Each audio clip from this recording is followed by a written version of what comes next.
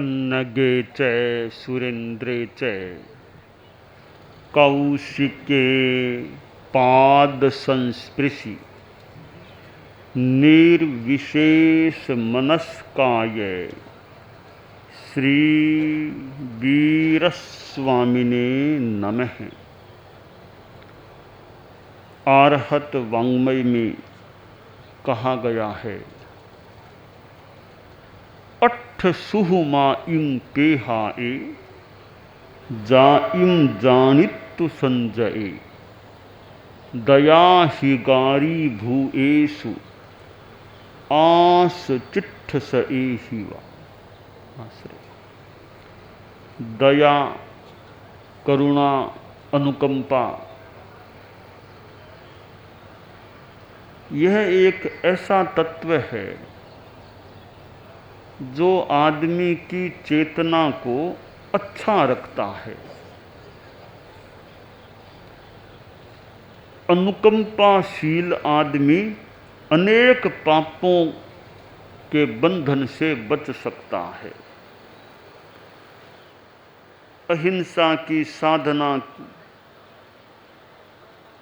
के लिए दया का भाव एक बड़ा सहायक तत्व होता है कि मेरी ओर से किसी की हिंसा न हो जाए, मेरी ओर से किसी को व्यर्थ कष्ट न पड़े। आदमी में दयाहीनता होती है तब वह दूसरों को कष्ट देने का इरादतन प्रयास कर सकता है, और निर्दयता या दयाहीनता नहीं है, दया की चेतना है, तो वह किसी को भी कष्ट क्यों देगा। साधु तो दया मूर्ति होना चाहिए, क्षमा मूर्ति, दया मूर्ति, समता मूर्ति होना चाहिए। साधु के हमारे जैन धर्म में 5 महाव्रत जो होते हैं, उनमें पहला महाव्रत है सर्व प्राणातिपात विरमण, यानी किसी भी जीव की हिंसा न करने का संकल्प, कि मेरी ओर से किसी की हिंसा न हो जाए। तो वो दया होती है तब यह अहिंसा की साधना हो सकती है। साधु एक घर में भिक्षा गोचरी के लिए गया। वह एक स्वर्णकार सुनार का घर था। तो सुनार नीचे अपने कार्यालय में बैठा था, अपना काम कर रहा था, और राजा के निर्देश के अनुसार सोने के जौ, गोल्डन स्वर्ण जौ बना रहा था। कुछ बना लिए थे, कुछ बनाने बाकी थे। इतने में साधु जी आए। तो स्वर्णकार बोला, महाराज बहुत अच्छा आप पधारे हो, तो मैं एक बार ऊपर मेरा रहवास है, नीचे तो ये कार्यालय है, काम करने की वो स्थान है काम का, मैं ऊपर देख लूँ हमारे खाना बन गया है ना, फिर आपको बता देता हूँ। तो स्वर्णकार ऊपर गया सीढ़ियाँ चढ़कर निग्रह करने की खाना बन गया ना। साधु नीचे उस कार्यालय में खड़ा था। स्वर्णकार ऊपर जाकर आया, इतने में 4-5 मिनट कोई लग गए होंगे। वह नीचे आया और बोला, महाराज वो खाना थोड़ी ही देर में बनने ही वाला है, पूरा होने ही वाला है कार्य भोजन का, आप 2-4 मिनटों बाद पधारेंगे तो वो हमारा भोजन तैयार हो जाएगा। यूँ बताया, और वो स्वर्णकार ने देखा कि मैं यहाँ से गया था तो सोने के कुछ जौ बना लिए थे, वो कहाँ गए, वो तो गायब है। बहुत नुकसान की बात, सोने के जौ में राजा के निर्देश से कुछ तो बना लिए, कुछ बनाने बाकी थे, जो 5-7 चार बना लिए थे वो तो यहाँ है ही नहीं, कहाँ गए। स्वर्णकार ने साधु से पूछा, महाराज यहाँ मेरे सोने के जौ पड़े थे, मैंने सोचा संत है ही तो क्या चिंता की बात, संत तो चोरी करते नहीं है, विश्वास है, और कौन आएगा, संत यहाँ रखवाले हैं ही मेरे, और कौन ले जाएगा, इसलिए ऊपर चला गया। तो जो तो गायब है, कोई यहाँ आया था क्या, कोई जो उठा के ले गया है क्या? साधु कुछ बोला नहीं। तो सुनार को आशंका हुई कहीं साधु नहीं चुरा लिए हैं, कहीं पार कर दिए होंगे, ये साधु नहीं चोरी की होगी। महाराज बोलो किसने लिए? साधु बोलता नहीं है। तो स्वर्णकार में इस बात का अज्ञान था कि आखिर जो गए कहाँ। उसने साधु को ही चोर मान लिया, सोचा इस साधु को तो कड़ा दंड मिलना चाहिए। और साधु को धूप में एक जगह ले गया और गिला गिला कोई चमड़ा साधु के मस्तक पर बांध दिया। साधु शांति में खड़ा था, वो धूप के योग से इतना वो कसावट सी हो गई होगी, आखिर थोड़ी देर बाद साधु का प्राणांत हो गया। साधु तो समता मूर्ति। अब वो सुनार अपने कार्यालय में बैठा था, पास में एक वृक्ष था, उस पर क्रौंच पक्षी था, वो नीचे आया। क्रौंच पक्षी ने कुछ विष्ठा की, मल विष्ठा की, उसमें वे सोने के जौ निकल गए। तब सोचा रे ये सोने के जौ तो ये रहे। हुआ यूं था कि वो स्वर्णकार ऊपर गया था भोजन की जानकारी करने के लिए, भोजन बना या नहीं बना, उससे वो वापिस आया, गया और वापिस आया। इस बीच वो क्रौंच पक्षी वहाँ कार्यालय में आ गया था। उसने वो सोने के जौ देखे, वो तो खाने लायक चीज मान करके वो निगल गया था क्रौंच पक्षी, वापिस वो पेड़ पर चला गया था। साधु के सामने ही सारा काम हुआ था, क्योंकि साधु तो संयमी है, अहिंसक है, दया मूर्ति है। अब कोई क्रौंच पक्षी क्या खाता है क्या नहीं खाता, साधु तो अपने आप में समता में था कि मुझे कुछ नहीं करना। और जब साधु को पूछा कि कोई आया था क्या, ले गया था, साधु बोला नहीं। क्यों नहीं बोला? अगर मैं बोल दूंगा कि क्रौंच पक्षी ने ये सब निगल लिए हैं तो सुनार उसको कहीं मारेगा, उसके पेट से निकालेगा जो, तो मेरे कारण से जीव की हिंसा हो जाएगी, तो मेरी ओर से तो हिंसा होनी नहीं चाहिए। तो साधु बोला भी नहीं था। तो न तो झूठ बोलना और न ऐसा सत्य बोलना कि जिससे दूसरे को तकलीफ पड़े। सत्य यूं तो बहुत अच्छी चीज है, सत्य सत्य सत्य। सत्य भी कौन सा श्रेष्ठ है? सत्येषु या अनवद्यं वदन्ति, अनवद्य सत्य, जिसमें दूसरे की हिंसा न हो, ऐसा सत्य बोलना ठीक है। दूसरे को तकलीफ पड़े ऐसा सत्य बोलना भी एक संदर्भ में, एक हिस्से में वो हिंसाकारक सत्य हो जाता है।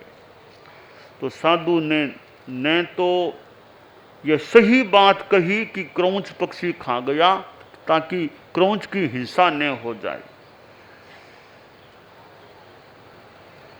अब सुनार ने सोचा रे बेचारा साधु तो निरपराध था, ये जौ तो पक्षी ने खाए थे, मैंने साधु को बिना मतलब कष्ट दिया, वो तो मर भी गया।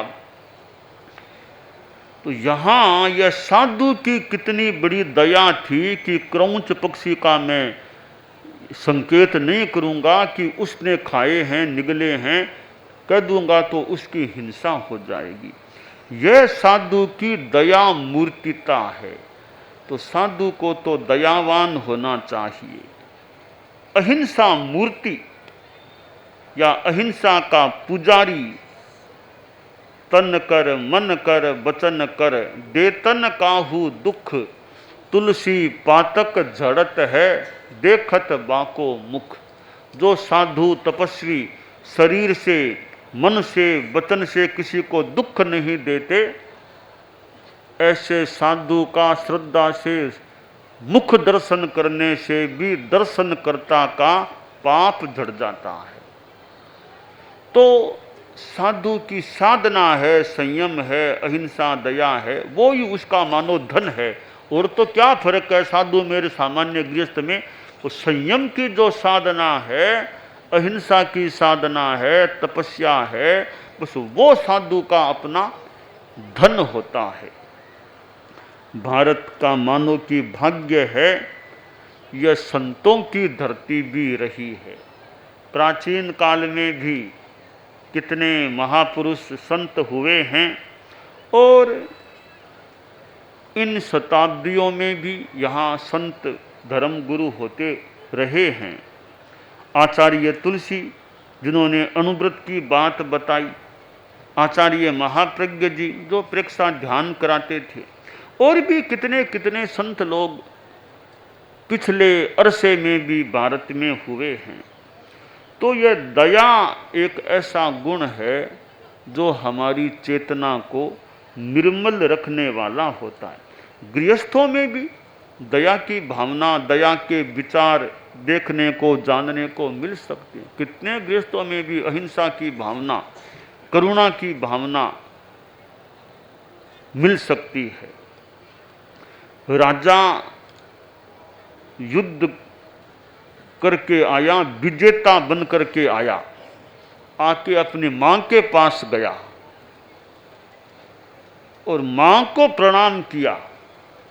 बोला, मां मैं जीत करके आ गया हूं और आज मेरा विजयोत्सव, मेरा विजय के संदर्भ में उत्सव प्रोग्राम रखा गया है, प्रोग्राम में जा रहा हूं, तो विजय पा करके आया हूं और मां तुमको प्रणाम कर रहा हूं। वृद्धा मां थी, वयोवृद्धा। जब बेटे ने प्रणाम किया कि मैं विजय करके आया हूं, तो आज मेरा विजयोत्सव मनाया जाने वाला है, मां की आंखों में आंसू आ गए। तो राजा जो था, उस राजमाता का बेटा सोचा कि मैं जीत कर आया हूं, प्रोग्राम होने वाला, इस खुशी में मां के आंखों में आंसू आ रहे होंगे, मां के नेत्रों में। तो बेटा था, पूछा, मां मैं ये मान लूं ना कि ये तुम्हारे आंख के जो आंसू हैं वो मानो मुझे वर्धापित करने वाले हैं कि जीत करके आए हो, बहुत अच्छा काम करके मैं आया हूं। तो मां करुणा के स्वर में बोली कि बेटा ये आंखों हर्ष के नहीं है, ये मेरे आंसू दुख के आंसू हैं। मुझे पीड़ा हो रही है मन में, उस दुख से आंसू निकल रहे हैं। मां पीड़ा क्यों? मैं तो जीत कर आया हूं, तो खुशी की बात है। कि बेटा तुम्हारे लिए खुशी की बात हो सकती है, मेरे लिए खुशी की बात नहीं है। क्यों नहीं मां? कि देखो तुमने युद्ध किया है, कितनों को तुमने मारा होगा, कितनों परिवारों को तुमने पुरुष विहीन बना दिया होगा। आज जिन माताओं के लाल जो तुम्हारी बंदूकों आदि से, तलवार आदि से खत्म हुए हैं, उन माताओं के मन में पता नहीं क्या बीत रहा होगा। बेटा जरा यह भी सोच, मैं तुम्हारी मां हूं, दुर्भाग्य से युद्ध में तुम गए, बाई चांस तुम कोई मार दिए जाते तो मेरे मन में क्या बीतता? जो मेरे मन में बीतता वही आज कितने योद्धाओं के, माताओं में के मन में बीत रहा होगा कि उनके लाल चले गए हैं। तो राजा को मन को ये छू गया। बोला, मां हो गया वो तो हो गया, जो भी पाप कह दो, हिंसा हो गया वो तो हो गया। अब आगे मैं ऐसा युद्ध नहीं करूंगा, विजय पाने के लिए, भूमि ज्यादा हड़पने के लिए अब युद्ध नहीं करूंगा। अब तो जो संपदा मेरे पास है उसका कुछ हिस्सा मैं धर्म के प्रचार में लगाऊंगा, यह काम करूंगा। मां बोली, बस यह बात मुझे हर्ष देने वाली है, अब तुम युद्ध में छोड़ करके और ये शुद्ध काम, जो धर्म का काम, उसके प्रचार में शक्ति लगाओगे, ऐसा तुमने कहा है। तो मां के मन में यह दया, करुणा कि कितने मर गए हैं, मेरे बेटे के माध्यम से कितने लोग मारे गए हैं। तो यह अहिंसा परम धर्म है। यह अहिंसा एक ऐसी नीति है जो सुख और शांति देने वाली है। चाहे हमारे देश की, भारत की विदेश नीति हो, चाहे समाज की अपनी नीति हो, राजनीति हो, राष्ट्र नीति हो, नीति में अहिंसा का प्रभाव रहना चाहिए। वो नीति सुनीति हो सकती है जिस नीति के भीतर अहिंसा भी आत्मा के रूप में विराजमान रहती है। लोकतांत्रिक प्रणाली है तो उसमें भी अहिंसा की बात मुझे प्रतीत हो रही है। राजतंत्र भी एक शासन की प्रणाली है, उसका अपना उपयोग महत्व हो सकता है, प्रणाली है। लोकतंत्र की प्रणाली किसी संदर्भ में मुझे ज़्यादा अच्छी लगती है कि लोकतंत्र है, किसी एक व्यक्ति का दबदबा, मतलब कोई भी व्यक्ति जो योग्य है कोई भी पद पर आ सकता है, किसी जाति का वो पद पर आ जाए, तो कितनी एक समानता की बात है। जैसे धर्म निरपेक्ष या पंथ निरपेक्ष सेक्युलरिज्म की बात है कि भी चाहो उस धर्म को मानो, कोई ऐसा नहीं उसी धर्म को मानना पड़ेगा, यह बाध्यता नहीं, तो कितनी एक अहिंसा की बात है। न्यायालय न्यायपालिका है जहाँ न्याय की बात है, क्योंकि अपराधी अपराधी है, निरपराध निरपराध है। अपराध करने वाला भी सोचे कि अपराध करूंगा तो फल क्या मिलेगा, न्यायालय में क्या फैसला आएगा। ये न्यायालय है वो अपराधों को रोकने के लिए मानो होता है, अपराध न हो, प्रजा जनता शांति में रह सके।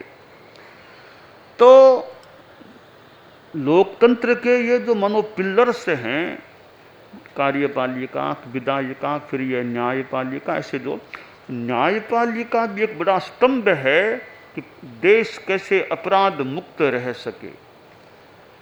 तो इन हमारी नीतियों में यह अहिंसा भी हमें देखने को मिलती है और रहनी भी चाहिए कि हर नीति में अहिंसा हो, भेदभाव बेकार का न हो, कि हर नागरिक को जीने का अधिकार है, मानव को मानवाधिकार है, तो किसी को व्यर्थ कष्ट न। हाँ, यह ठीक है, यह स्वतंत्र देश है, तो स्वतंत्रता तो ठीक हो सकती है, पर स्वच्छंदता है, उद्दंडता है, वो ठीक नहीं है। अनुशासन तो सब जगह, यानी चाहे राजतंत्र हो या लोकतंत्र हो, अनुशासन तो उपयोगी ही आमतौर से प्रतीत हो रहा है। जैसे वो एक युवक था और रोड के बीच में यूँ सो गया, एक वो कार आ रही थी तो वो कार का ड्राइवर ने देखा रे आदमी सोया पड़ा है, कहीं इसके चोट न आ जाए, तो कहा भैया उठ जाओ, एक तरफ हो जाओ, ये रोड है, कार मेरी आ रही है। तो वो लेटा लेटा ही बोला, चुप रहो, मैं स्वतंत्र भारत का नागरिक हूं, मैं चाहूं वहां सोऊंगा, तुम कौन हो मुझे टोकने वाले, कहने वाले। मैं स्वतंत्र आजाद भारत का नागरिक हूं, मैं आजाद हूं, जहां चाहूं वहां सोऊंगा, तुम कौन हो मुझे कहने वाले। ड्राइवर ने जो कार का था कि भैया हाथ जोड़ के कहता हूं एक तरफ हो जाओ, और भी पीछे वाहन आने वाले हैं, ठीक रहेगा, तुम्हारी सुरक्षा के लिए कह रहा हूं, हमारी भी लिए अच्छी बात है, तुम्हारी सुरक्षा के लिए भी आवश्यक है, एक तरफ हो जाओ, बीच में मत सो, और कोई फुटपाथ पर बैठ जाओ, बीच में क्यों सोयो। तो नहीं नहीं, मैं आजाद भारत का नागरिक हूं, मुझे तुम कुछ नहीं कह सकते। तब फिर सोचा ये यूं नहीं मानेगा, तो ड्राइवर बोला भैया तुम आजाद भारत के नागरिक हो तो मैं भी आजाद भारत का नागरिक हूं, ये मेरी कार अब तुम्हारे ऊपर से जाएगी, है मैं भी आजाद भारत का नागरिक हूं, मैं चाहूं वैसा करूंगा। तब वो युवक उठा, एक तरफ हो गया। तो भी आजाद भारत के नागरिक हैं तो आजादी अपनी सीमा में ठीक है, आजादी का दुरुपयोग नहीं होना चाहिए। तो यह लोकतांत्रिक प्रणाली जिसमें मुझे अहिंसा का दर्शन भी हो रहा है, तो यह अहिंसा, दया, अनुकंपा मानव को एक अच्छा मानव रखने वाला, बनाने वाला तत्व है, तो हमारे जीवन में ये दया, करुणा, अनुकंपा, फिर इसके भेद भी हैं, निर्वद्य, सावध्य, लौकिक, लोकोत्तर और गहरी बातें भी है। निर्वद्य पवित्र अनुकंपा तो एकांत आत्मकल्याणकारी होती है कि पापाचरणादात्म रक्षाया, पाप आचरणों से अपनी आत्मा को बचाओ, दूसरों की आत्मा को बचाने का प्रयास करो। तो हम इस दया अनुकंपा को अपने जीवन के साथ संयुक्त रखने का, योजित रखने का प्रयास रखें, यह काम्य है।